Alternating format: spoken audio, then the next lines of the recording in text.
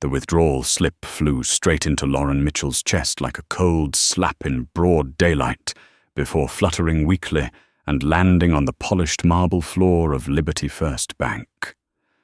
The packed banking hall fell silent, as if someone had muted the entire room at once, leaving only the hum of the air conditioner, brushing a chill across an atmosphere stretched tight like a drum skin. Jason Miller, the 45-year-old branch manager, with slicked back hair and a smug half-smile, stood behind the teller counter like a man holding the power of life and death. The corner of his mouth arced into a contemptuous curve that anyone witnessing would have felt tempted to throw back at him. "You should try the pawn shop next door," he said, enunciating every word, clearly raising his voice intentionally so everyone in the hall could hear. "People like you are a better fit for that place." He spoke while pumping hand sanitizer, each soft click of the plastic bottle echoing like a metronome of insult, as if Lauren had contaminated him with something filthy. The woman stood tall, 41 years old, elegant in a perfectly tailored navy suit, her black pointed toe heels reflecting the overhead lights. She did not move, but her heart paused for a beat, not from fear, but from familiarity. Too familiar with that decisive stare that tried to declare she did not belong here.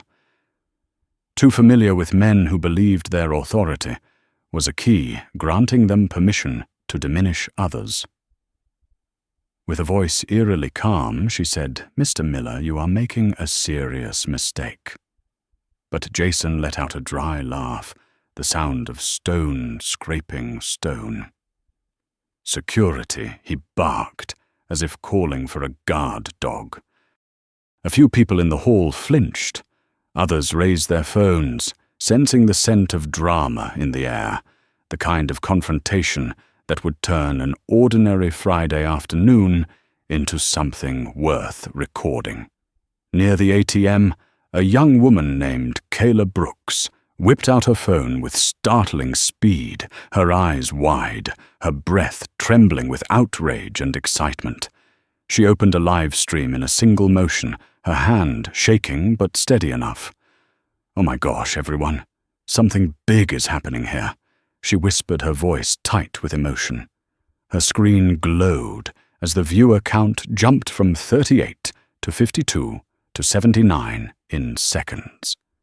At teller window number 2, Monique Harris, a 32-year-old employee, watched the scene with held breath. 2.5 years under Jason's authority had taught her exactly when this so-called special procedure appeared, with whom and why. Her hand pressed against the counter to stop it from trembling.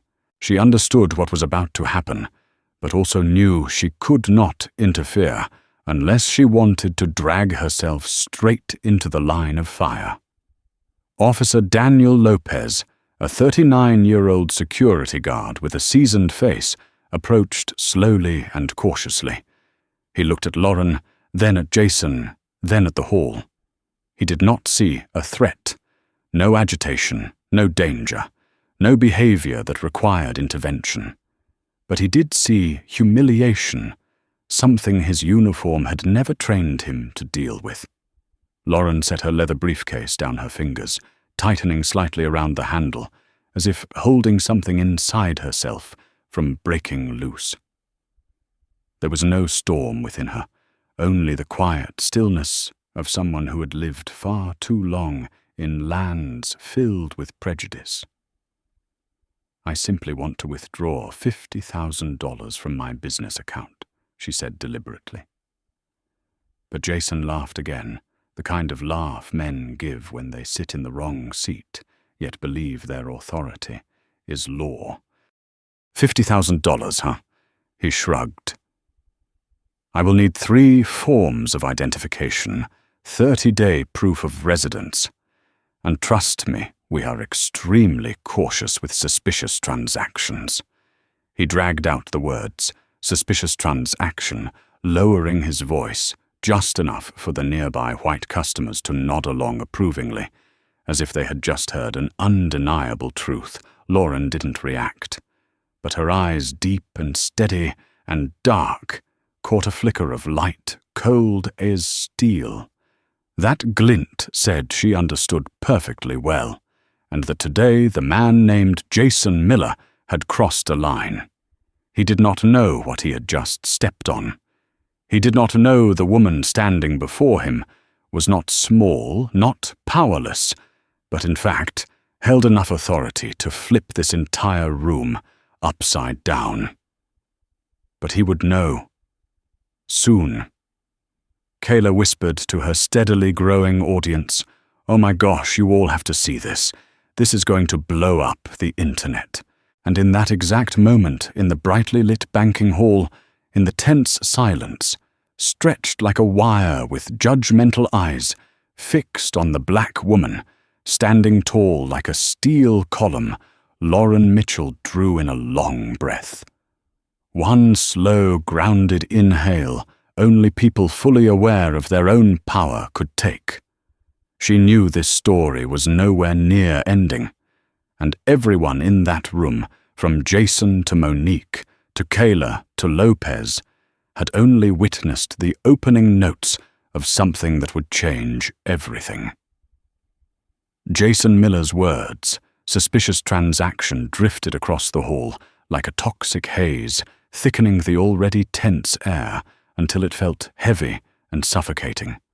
He tapped his long fingers on the counter, each sharp click sounding like metal striking stone, loud enough for everyone to hear the performance of irritation he wanted them to believe. Lauren Mitchell did not move. Only her eyes shifted calm and observant, colder than the marble beneath her heels. "Let me repeat," Jason said, dragging out the last syllable, as if speaking to a child who did not understand simple things. "You have not provided the required documents. This is a business account with unclear deposits. We must be cautious about potential money laundering." Money laundering?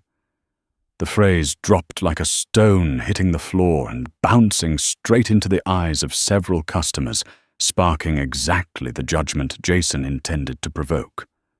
Lauren recognized those looks instantly. They carried the long shadow of a history of prejudice she had confronted dozens of times. "I already submitted valid identification," she replied, her voice steady as steel. But Jason smirked. "Louisiana ID, right? How long have you been living here?" The question sounded harmless on the surface, but its undertone was sharp and unmistakable. An older customer behind Lauren shook his head and whispered to the person beside him, "I told you these people move here, and everything gets chaotic." The words were quiet, but the echo of prejudice never was. A few meters away, Kayla Brooks nearly screamed. Her live stream had passed 400 viewers, the screen flooding with comments. "This is obvious discrimination. Get a clear shot of that manager's face." They always do this, post the clip everywhere. Some people even started screen recording the live stream itself in case it got deleted. "This manager is done," Kayla whispered, her eyes locked on the screen, her left hand gripping her phone like it was critical evidence in a live courtroom. At window number 2, Monique Harris bit her lip until it bled. Every question Jason asked, every needle he threw at Lauren, felt like a blow landing on her own body. 3 years under his authority had been enough for her to learn that his so-called procedures were traps, and the people who fell into them were always the ones who did not look like the customers he believed belonged here. Monique wanted to step out to say something, but her body froze, like someone who had been taught too many times that silence was the only way to survive in a place not built for her. "What is it that you do again?"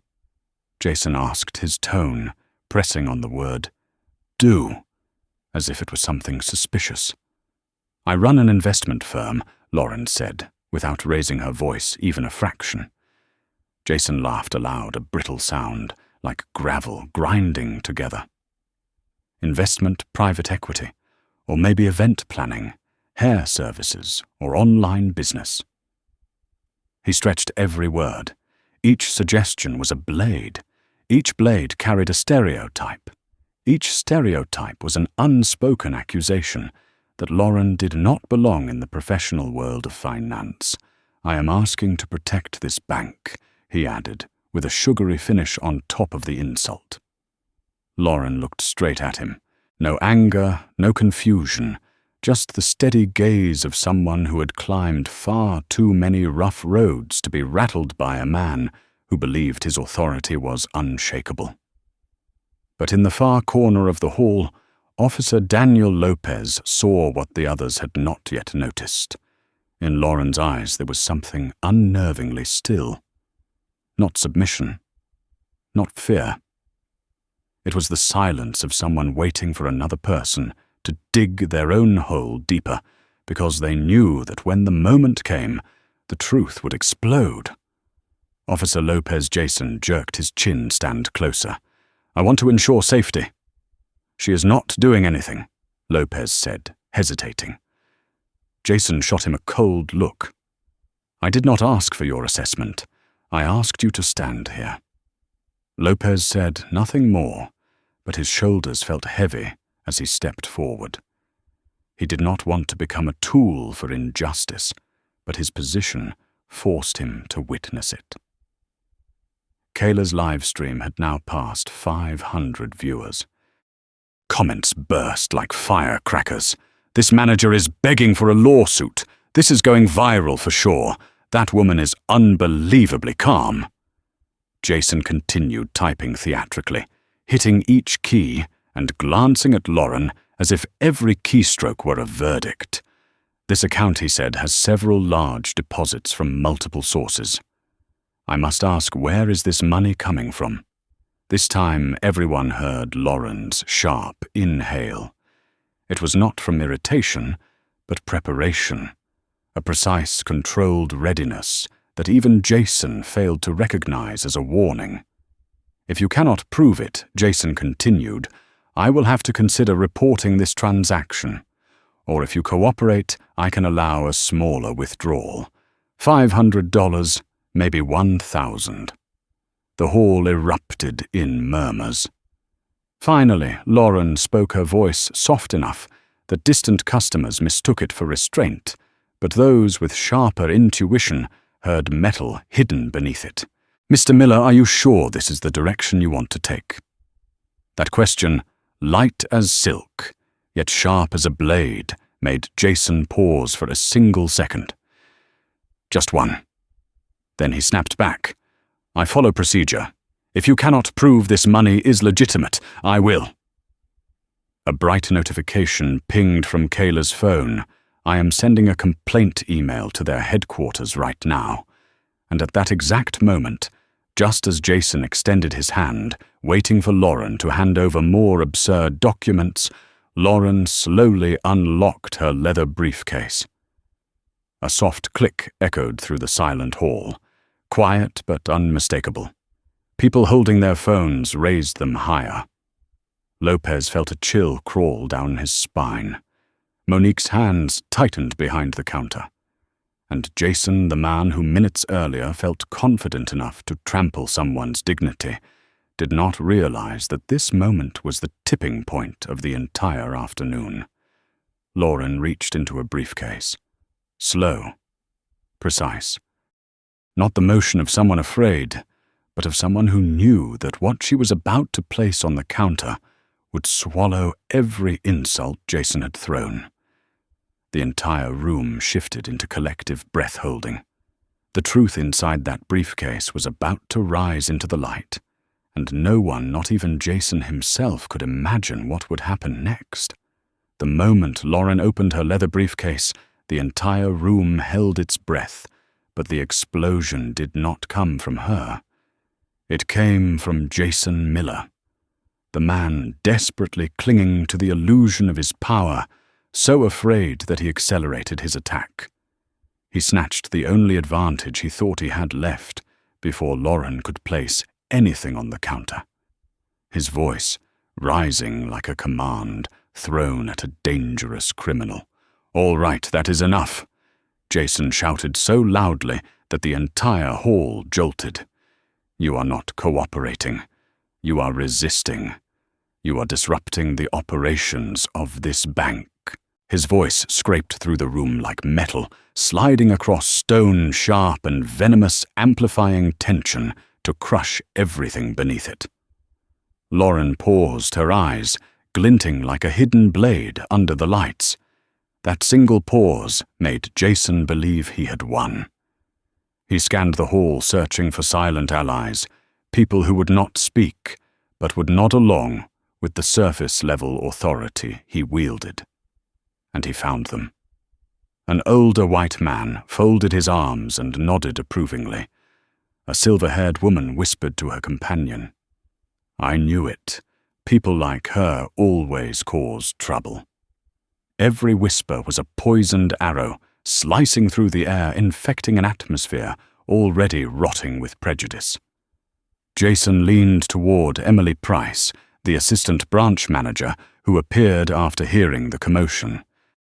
Emily, 36 years old, perfectly made up petite, with eyes trained to stand behind the powerful for her own safety, asked, "What is going on?"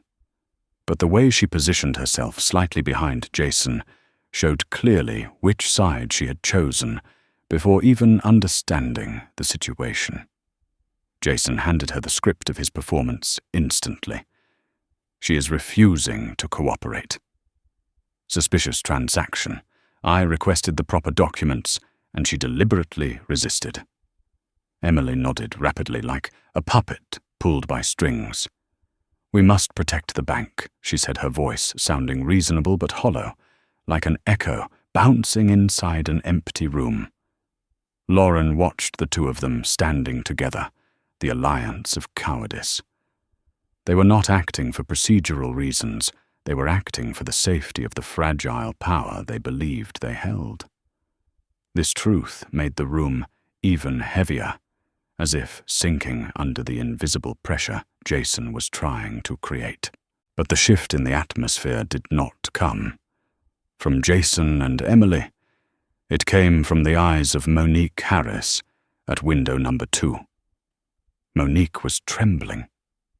Not because she feared Lauren, not because she feared Jason, but because of the internal battle she had lived with for far too long, witnessing wrongdoing, yet being forced to stay silent just to keep a job. But today the humiliation was too blatant, too undeniable. Silence was no longer an option. Mr. Miller Monique called softly, her voice barely more than a breeze, but loud enough for the counterstaff to hear. Jason snapped around his eyes, sharp as knives aimed directly at her. What he barked, not bothering to hide the contempt. Monique swallowed hard, her hands clasped in front of her to hide the trembling. "Mrs. Mitchell has been a client here for 3 years.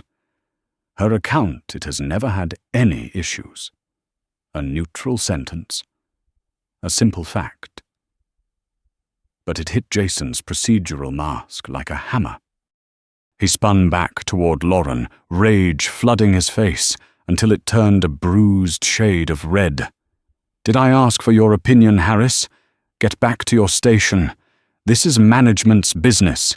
Monique stepped back as if she had been struck, not because she believed he was right, but because his insults had become too familiar, too routine, woven into the very air of this bank.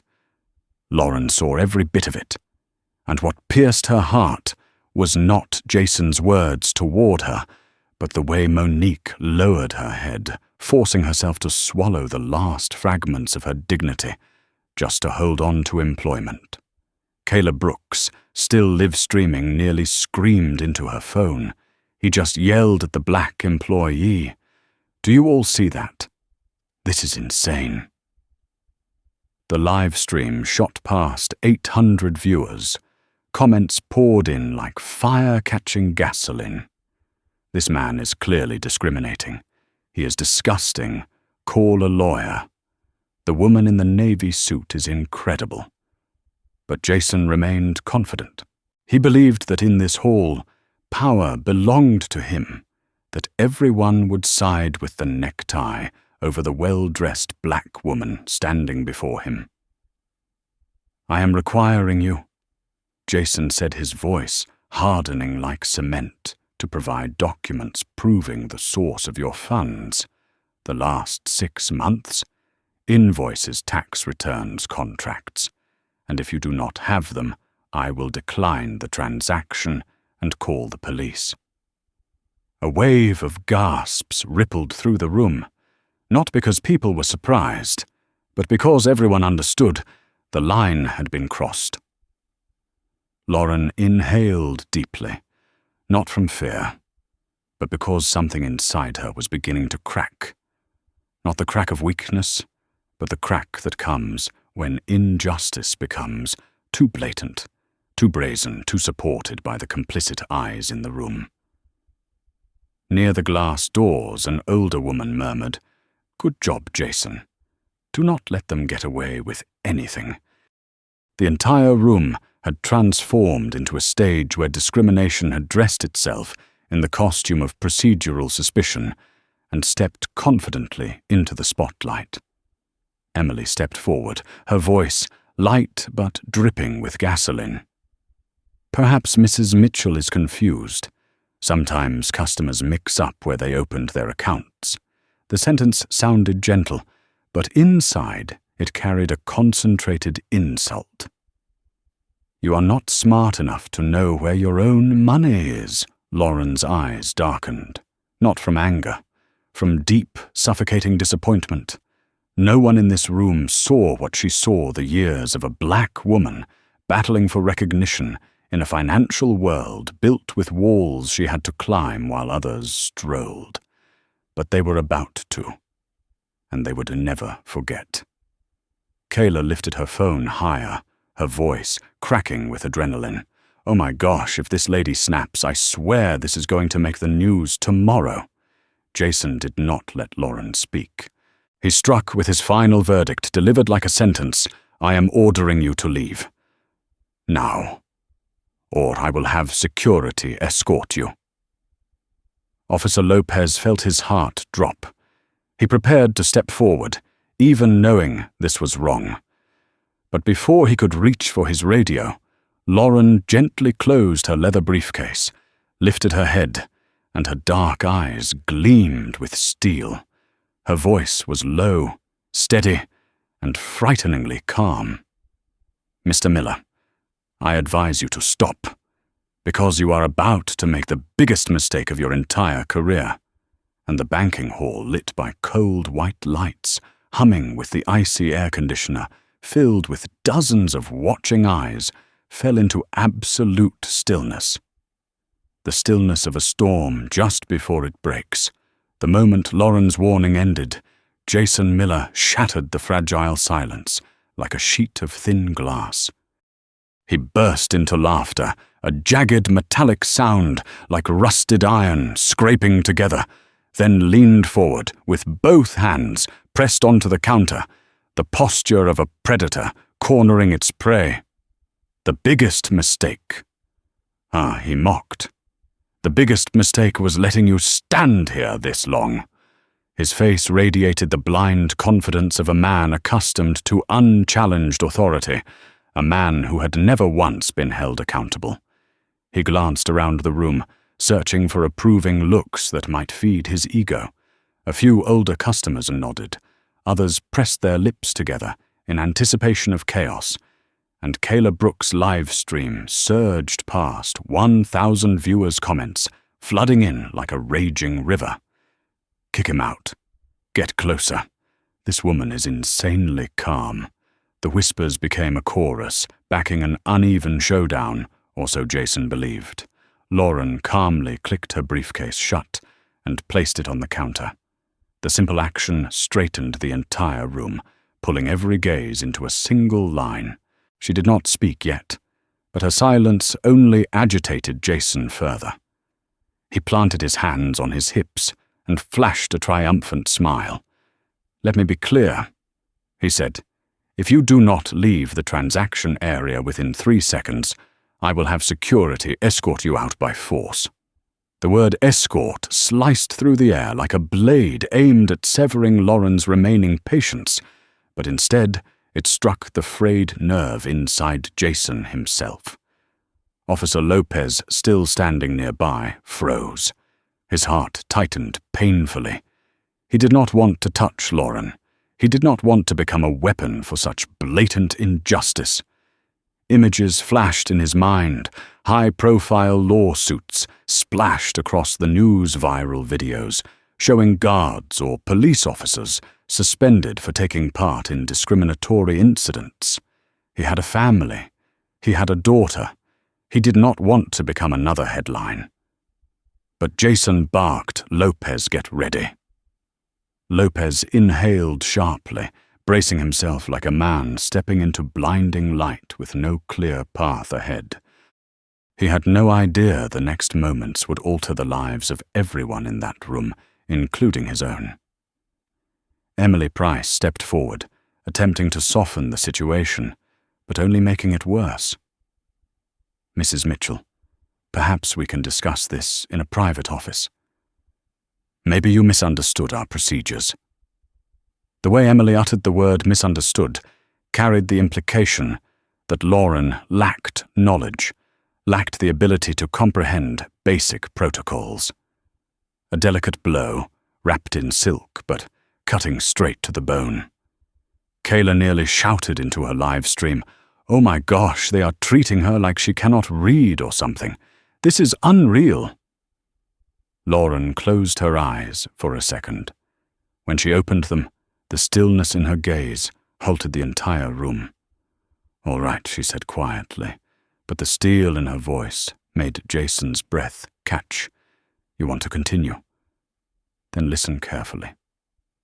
She unfastened her briefcase once more. But unlike the first time, her hand did not tremble. There was no hesitation, no defensiveness, only purpose.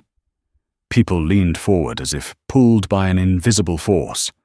Jason raised an eyebrow, a thin line of cold crawling down his spine, but he masked it with arrogance. "I am not afraid of whatever fake documents you think you are about to show me," he sneered. Lauren did not answer. She simply drew out a thick document folder, bound in real grey leather, embossed with the Liberty First Bank logo. No one in the hall exhaled. Jason frowned. "What is this?" he demanded, his voice somewhere between panic and forced confidence. Lauren tilted her head as if offering him one last chance to step back from the edge. "You will read it," she said, placing the folder on the counter.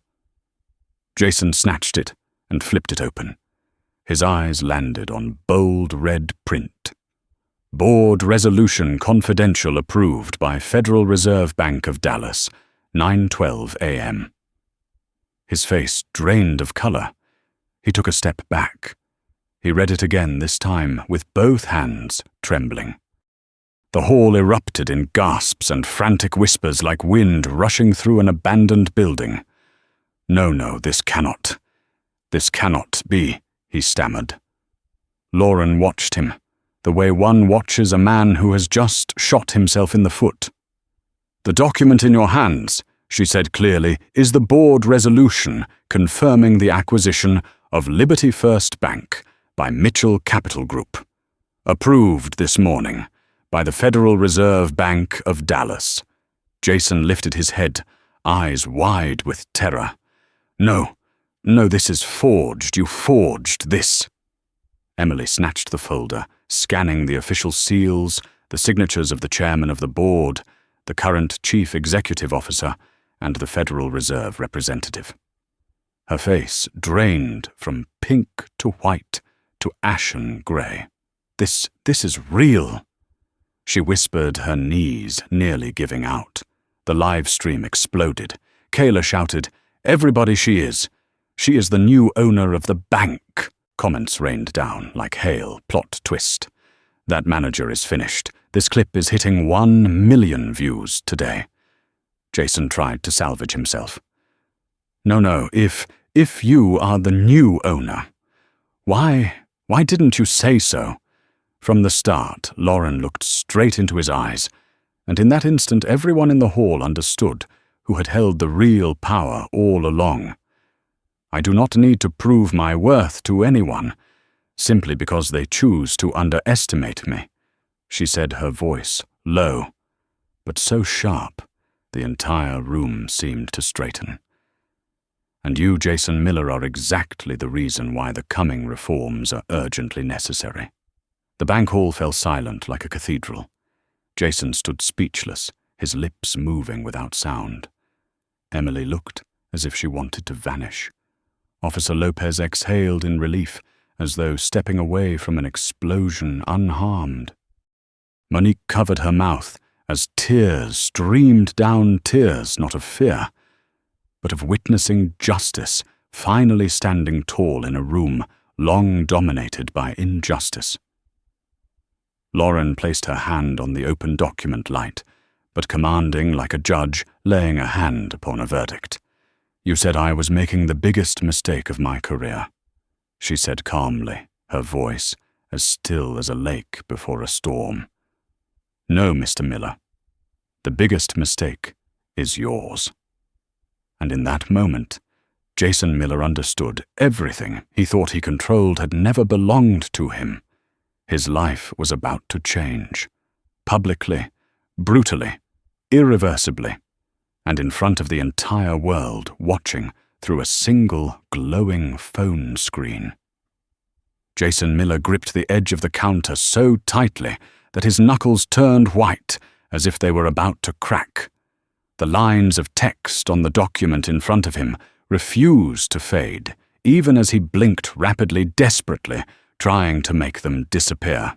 Beside him, Emily Price stood, frozen, her breaths short and uneven, her hands trembling so badly that her phone nearly slipped from her fingers onto the marble floor.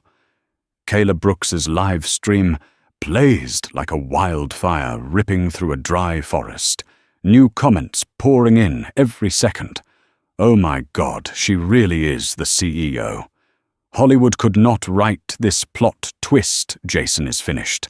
No one in the hall remembered why they had come to the bank. They simply stood there, pulled into the gravitational shift of power unfolding before their eyes. Lauren Mitchell didn't raise her voice, but something fundamental about her presence had transformed. She was no longer a woman fighting for the right to withdraw her own money. She was a woman stepping into a building she owned. She withdrew a business card from her briefcase, light as a scrap of paper.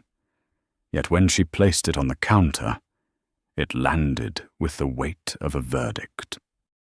The platinum finished card, sharply cut and heavy, made Jason instinctively pull back half a step. Clear lettering gleamed on its surface. Lauren Mitchell, Chief Executive Officer, Mitchell Capital Group. "Perhaps you have heard of us." Lauren said, her eyes on Jason, yet her voice echoing into every corner of the room. "An investment group managing $8.9 billion in assets. We acquired First Republic Midlands last year, and now Liberty First Bank." The words struck the hall like a bolt of lightning. Some customers stood with their mouths open, unable to speak. A woman tightened her grip on her husband's arm and whispered, "Dear God, is this the same woman Jason told to try the pawn shop?" Emily felt shock wash up her legs like a cold wave crashing at her feet. She tried to swallow the panic clawing its way up her throat, trying to salvage the last scraps of professionalism that felt as fragile as cracked glass. She stuttered. "But if this was an acquisition, why did we not receive notice?" Lauren tilted her head, her gaze sharp, yet strangely sorrowful, the sorrow of someone who saw the futility of a person trying to climb higher while trusting the wrong people. The notice was sent to the internal email of all senior managers at 9:23 this morning, she said, without anger, only stating the truth. Perhaps it went to your spam folder. Emily froze, eyes widening, as though she could peer backward into her own memory to see whether such an email had appeared. But Lauren did not wait for her to process it. She pulled out another document, a Federal Reserve approval letter, stamped in red and signed in real ink. This is the confirmation from the Federal Reserve Bank of Dallas that the acquisition was finalized at 11:40, all legal procedures completed, all approvals granted. All executive authority now belongs to Mitchell Capital as of today. Jason's fingers dug into the counter again, pain shooting up his arms. Why was this happening now at the exact moment he believed he held all the power? No, you, he stammered, his voice cracking like rotten wood, splitting apart. You should have declared you were the owner before making a transaction. No one operates like that. Lauren looked directly at him, her eyes serene, the look of someone who had been waiting for this question. I do not owe you an announcement, she said, her words gentle yet sharper than a scalpel. Respect should not depend on a title. A regular customer deserves the same courtesy you refuse to give me. A quiet but potent wave washed over the hall. A few people lowered their heads, shame creeping over them like a dark shadow. Officer Lopez stared for a moment, then released a long exhale, the breath of a man who had just stepped back from the edge of danger. Gratitude flickered deeply in his eyes. Monique Harris pressed a hand to her mouth as tears spilled freely, not tears of sadness, but of release. How many times had she watched Jason humiliate customers like this? How many times had she stayed silent out of fear of punishment? Today, justice was not only for Lauren, it was for everyone who had ever been belittled here. And here, Lauren continued drawing out yet another document, crisp and sharp, like a blade, is the 18-month performance evaluation of your branch. Deposits down 18%. Customer complaints tripled. Minority client retention rate the lowest in the entire system. Jason felt each number slam into him like a blow to the chest. Each statistic was an accusation, each page a nail sealing the coffin of his career. Lauren stood tall, radiating the calm authority of someone who understood that real power came from preparation, not aggression. I do not need to prove who I am by wielding my title, she said, her eyes drilling into Jason. I only needed to stand here and let you show who you are. A male employee whispered behind her. She does not have to raise her voice. She just speaks, and everything collapses. On the live stream, Kayla's voice quivered. Oh my God, I have never seen anyone handle power like this in my life. Jason tried to stand upright, but his legs trembled. His voice shattered like broken glass. I did not know who you were. Lauren bowed her head slightly, as if offering him the truth he needed most, and the one that would hurt him the deepest. That is exactly the problem, Miller, she said, her voice resonant like a church bell. You only respect people you recognize or people you consider worthy. Everyone else you step on. No one breathed.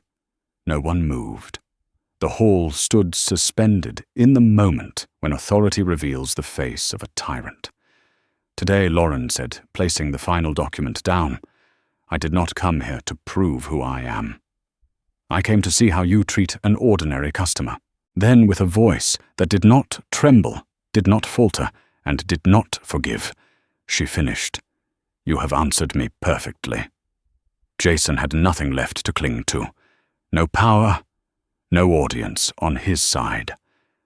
And the live stream continued, second by second, comment by comment, thousands of eyes watching him crumble. What he did not know was that this was only the beginning. The real judgment had not been spoken yet, but it was coming, and there would be no way back. The silence inside Liberty First Bank, after Lauren Mitchell placed the stack of documents on the counter, was so thick it could have been cut with a knife. It was no longer the silence of shock or curiosity, but the silence of collapse, a quiet, slow, merciless downfall happening in front of everyone with no rescue, no escape, and no more illusions left to cling to. Jason Miller stood as if nailed to the spot, his eyes unfocused, searching desperately for some crack in reality to crawl through. But there were no cracks, no exits, no allies left. Now Lauren said, her voice low, yet a resonant, each word landing like forged steel. We are going to talk about the numbers. Just the 4 words the numbers made Jason shiver, because he knew emotions could be argued with, but numbers could not. Lauren opened another binder, an internal report, prepared by one of the top consulting firms in the country. The first page was so red it looked like a warning flare. Under your management for the last 18 months, Lauren read, this branch has lost $18.7 million in customer deposits. Each syllable of the word lost hit Jason like a punch to the gut. Emily Price stood beside him, pale as paper, her hands clasped, as if praying for the truth to vanish from existence. The average growth rate across the system during the same period is 3.2%. Lauren continued, flipping to the second page, where jagged charts told a story of failure impossible to deny.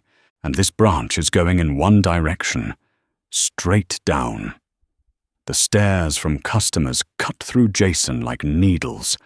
They had complained, they had been frustrated, but they had never imagined the numbers were this bad. Lauren turned another page, and the story shifted from bad to catastrophic. Retention rate for white customers, 97%, she read, pausing just long enough for the discomfort to settle. Black customers down 47%. Latin customers down 34%. Asian customers down 29%. A collective soft hiss spread across the hall like a cold wind passing through leaves. This was no longer suspicion, no longer vague feelings. This was discrimination written in numbers, and numbers never lie. Kayla Brooks's live stream erupted with more than 2,000 viewers. Comments crashed into the screen like a dam bursting. This is the proof. This is his last breath. I have chills all over. Jason looked as if he could barely stand. His fingers clutched the counter, trembling as if electricity ran through them. But Lauren was far from finished. We continue, she said, her voice steady, giving no one room to breathe. Number of discrimination-related complaints at this branch in the past 18 months, 7 formal reports, 43 informal complaints. The silver-haired woman who had whispered support for Jason earlier now covered her mouth in horror. She had never imagined she would hear a list of misconduct this long. Branches in the same region, Lauren emphasized, average 1 to 2 complaints per year. This time, the hall erupted with a collective gasp, the sound of a long, compressed breath bursting free. Lauren shifted the binder to the next section, legal risk. The average cost to settle one discrimination case in the banking industry, she read, is approximately $150,000. With 7 substantiated cases tied to this branch, you can calculate the risk yourself. Jason did not calculate. He stood, frozen lips, cracked eyes, wild with hopeless panic. But Lauren was not here for him to save himself. If we include attorney fees and intangible damage to reputation, she added, this branch has generated potential liabilities approaching nearly $2 million. Someone in the crowd cried out, "Oh my God!" Kayla's voice in the live stream rose to a scream. He is done. He is finished. Behind the counter, Monique Harris cried openly, unable to stop her tears. Not tears of pity for Jason, but tears of release for every moment she had been forced to swallow injustice during her 3 years under his rule. Lauren looked at Jason not as an enemy, but as a man confronting the very system he once believed he controlled, a system now turning back to judge him. "Jason Miller," she said, her voice low, yet resonant like a judge's gavel striking wood. "Not only have you been ineffective, not only have you failed in your role as a manager." A heavy pause. A pause that carried weight. "You have created the most toxic environment in the entire Liberty First Bank system." Those words were not an accusation. They were a sentence. But the most devastating part was that Lauren still had one more thing to say. "And now," she said, turning to the final page here, "is the part I want you to listen to, with whatever attention you have left." He had no choice but to listen. "This branch," Lauren said, placing her hand on a chart soaked in red, "is ranked dead last among every Liberty First Bank branch. Dead last." A choking sound escaped Jason's throat. He had just realized the final drop that overflowed the glass. Lauren continued each word, a hammer crushing the last pieces of his fabricated authority. "You did not only lose money, you did not only drive customers away." She looked straight into his eyes. "You made your staff afraid." A strangled gasp came from Monique. Emily swallowed hard, her entire face drained white. Lopez stood taller, a newfound sense of respect for Lauren spreading through him like light. Then Lauren delivered the final truth, not in anger, but with the firmness of undeniable reality. Fear does not create profit. It does not create trust. It does not create a future. The hall was absolutely silent. Lauren closed the binder, gently setting it down, as if sealing off a dark chapter of this branch's history. "And that," she concluded, "is why Mitchell Capital will be restructuring this entire operation, beginning with you." Jason Miller had nothing left to hold on to. No authority, no dignity, no voice. Only one question echoed through his mind, like the final toll of a bell. Why did I not see this coming from the start? But that question came far too late. Because Lauren was about to say the one thing the entire live stream audience was waiting for: the verdict. The hearing was not over. It had only reached the moment of sentencing. The air inside Liberty First Bank had grown so dense it was almost visible, like a heavy fog settling over every face turned toward the center of the storm: Jason Miller.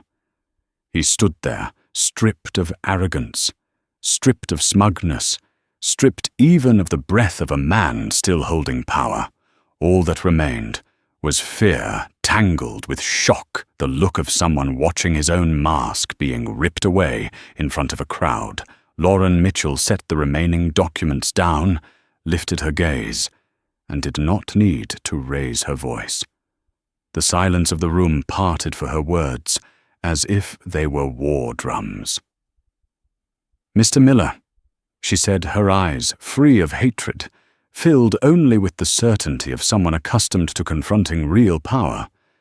"Do you know what the worst part of the last 18 months at this branch has been?" Jason swallowed hard, his throat so dry it burned. He could not answer. He did not have the courage to ask.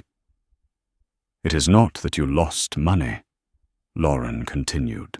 "It is not that you drove customers away. It is not that you turned this branch's complaint data into a wildfire of red." A pause followed deep sharp. The entire hall leaned toward her, waiting for judgment. "The worst part," Lauren said each word, dropping onto the marble floor like a weight. is that you turned injustice into normalcy.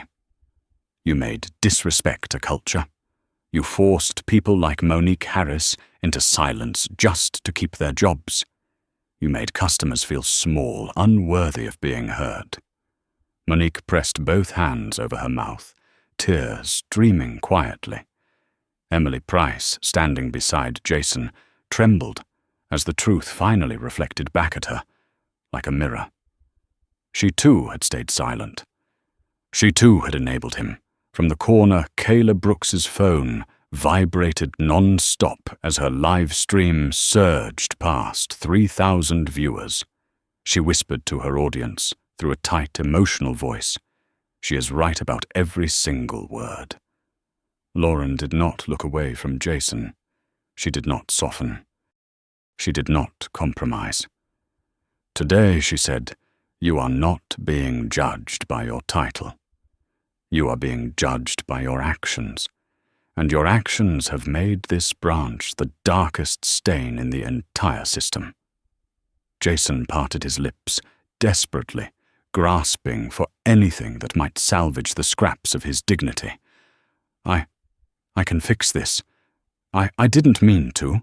I didn't know, but Lauren raised her hand, a small gesture yet powerful enough to silence him instantly. Not knowing, she said, eyes steady and unshaken, is the oldest excuse for people in power who refuse accountability. Not knowing doesn't undo what you have caused. Not knowing doesn't heal the harm you created. Not knowing cannot be the reason to remain. Emily turned her head away from Jason, horror overtaking her expression. She stepped back as if afraid that standing 1 second longer beside him would pull her into the storm, now swallowing him whole. Lauren did not spare Emily a glance. Her focus remained fixed.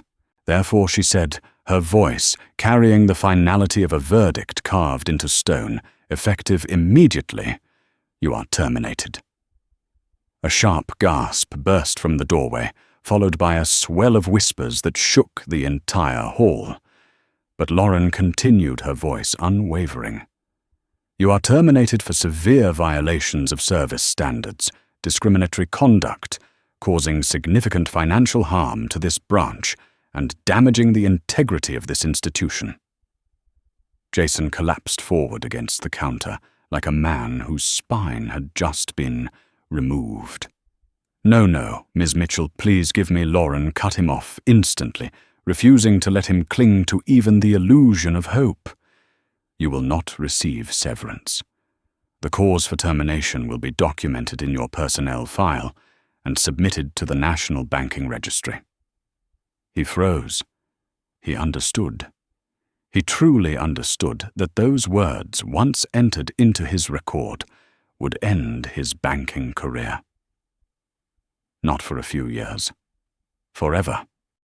You cannot destroy my life like this," he stammered, his voice cracking. Lauren looked at him with the gaze of a woman who had spent a lifetime being diminished by the power of others, and because of that, she spoke the truth. He had never been humble enough to hear. "I'm not destroying your life, Miller," she said, each word a needle popping the last illusions he lived in. "You destroyed it yourself. I'm only reading the results." Some customers nodded quietly, others stared at the floor ashamed of themselves, and some, like Kayla, could not hold back from saying into the live stream, "This is the most incredible clapback I have ever seen." Lauren finally turned to Emily, the woman standing motionless, like a statue carved out of guilt. "As for you, Ms. Price," she said, her tone firm rather than cold, "I will see you Monday morning at 8 for your performance review. You still have an opportunity, but that opportunity depends entirely on which side you choose to stand on from today forward." Emily nodded rapidly, tears welling like someone handed back a life she thought she lost. Then Lauren looked toward Officer Lopez. "Mr. Lopez," she said, her voice warming noticeably. Thank you for not using your authority to do wrong. You will receive formal commendation from the company." Lopez inhaled deeply and bowed his head in genuine respect. Relief washed over him, like someone lifting a boulder off his chest. In all his years on the job, it was rare to see justice stand firmly on the right side. Finally, Lauren turned to Monique, who was still crying softly, covering her mouth, as though unwilling to disturb the sacred gravity of the moment. "Monique Harris." Monique startled, lifting her gaze. Her eyes were red but shining with hope. "Beginning Monday," Lauren said, her voice warmer than at any moment, "before you are promoted to assistant branch manager. Higher salary, expanded authority, and most importantly, your voice will be heard." Monique broke into sobs, deep, shaking sobs of release. 3 years of being overlooked, silenced and mistreated, finally cracked open. Kayla nearly shouted into her live stream, "Oh my God, she is getting promoted. Do you all see her shaking?" Lauren turned back to the center of the room, where Jason still stood, trembling, a ghost of the man who once believed he was untouchable. And lastly, Lauren said, her voice quiet, but carrying the weight of thunder, "You must leave this building. Right now." Jason slowly turned his legs heavy as stone. No one laughed. No one mocked. The silence itself was judgment, the kind that said what he faced today was not a tragedy, but the inevitable cost of the choices he had sown. When the glass doors closed behind Jason Miller, the lobby of Liberty First Bank no longer felt like a financial institution. It had become a place where justice took form, clear, human, and unshakably firm through the voice of a woman who refused to bow. And the story was not over. Because after a verdict comes the rebuilding of everything left in the ashes he abandoned. On Monday morning, as the Houston sun was still peeking between the tall buildings, Lauren Mitchell walked into Liberty First Bank with the calm certainty of someone laying the foundation for an entirely new future. Not just for the bank, but for every person who had endured its toxic culture for years. The automatic doors opened, and inside no one was the same person they had been a week earlier. Monique Harris, wearing a new blazer with a nameplate that read "Assistant Branch Manager," stood taller than she ever had before. Her eyes carried a confidence she had never felt in her 8 years working in banking. It had only been 2 days since Jason was fired, yet it felt as if she had stepped through a doorway from darkness into light. Emily Price had been busy since dawn, preparing her first report for her performance review with Lauren. She had barely slept the night before, not out of fear of losing her job, but because for the first time in her career, she had been forced to confront the truth that her silence had helped create the very environment she often complained about, but never found the courage to oppose. When Emily opened the office door, Lauren's eyes were not harsh, but deeply perceptive, and that alone made Emily stand straighter, ready to take responsibility rather than run from it. In the transaction area, employees lined up as Lauren walked past, but their eyes were not wary like those usually directed at upper management. They were the eyes of people who had seen hope. A quiet transformation was spreading across the nameplates, the desks, the air itself. No one looked at their position the same way anymore. Lauren's presence had made everyone understand that a bank was not just a place that held money, but a place that held dignity.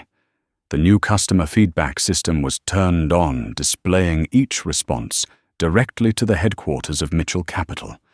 That transparency made the entire branch feel reborn, no shadows left for favoritism or unfairness to hide in. At exactly 9 o'clock, the first customer walked in a middle-aged Latin woman who had left the branch years earlier after being dismissed coldly by Jason. But today, Monique stepped forward with a genuine smile and a simple question: how can we serve you better today? The woman froze, moved to the point of placing a hand over her chest, then smiled with the kind of warmth Monique had waited years to see. The change began spreading through the community as quickly as that Friday live stream, but this time, instead of outrage, it was hope. And when Lauren stood by the glass doors watching customers return after years away, she knew she had done more than overturn an injustice. She had opened the first chapter of a new culture of banking. A chapter built not on authority, but on dignity. And this rebirth was only beginning. In just 2 weeks, Liberty First Bank had become the story whispered across Houston. The branch that once ranked dead last in service was now the busiest location in the city, as if people needed to witness the transformation with their own eyes. New account openings surged, minority customers returned with renewed trust, and those who once stayed silent had become active voices shaping the culture. Monique emerged as a living symbol of resilience, sought out by younger employees, eager to learn from her. Emily began to truly lead, instead of simply standing behind old power. Kayla's livestream surpassed 1 million views, turning her into a rising figure among young advocates fighting discrimination. News outlets reported the shift. Other banks rushed to reevaluate their internal practices, and major financial institutions repeatedly reached out to Mitchell Capital, hoping to study the reform model.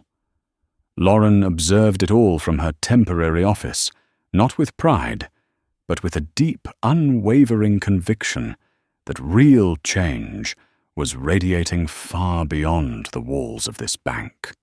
Because she knew, when dignity is placed back into the hands of the right people, they can illuminate an entire system. 3 years after that fateful day, Liberty First Bank was no longer remembered as the site of a discrimination scandal, but celebrated as a symbol of reform within the financial industry. The Houston branch reached record-breaking growth, opened 2 additional service centers for low-income communities, and was selected as the national model for equitable banking. Monique completed her Master of Business Administration and became the first Black female branch manager in the entire region. Emily emerged as the leader of the new cultural training program. Kayla built her own media company dedicated to documenting and amplifying moments of justice like the one she captured that day. And Lauren Mitchell, calm yet razor-sharp, stood on the stage of a national finance conference, recounting a story that began with a withdrawal slip thrown against her chest. The auditorium held its breath as she said, "Change does not begin with anger. It begins the moment we decide not to stay silent." And as applause shook the entire hall, everyone understood that the legacy of that day would echo for years to come. Lauren Mitchell's story is not just the victory of one individual, but a sharp lesson for the entire financial industry.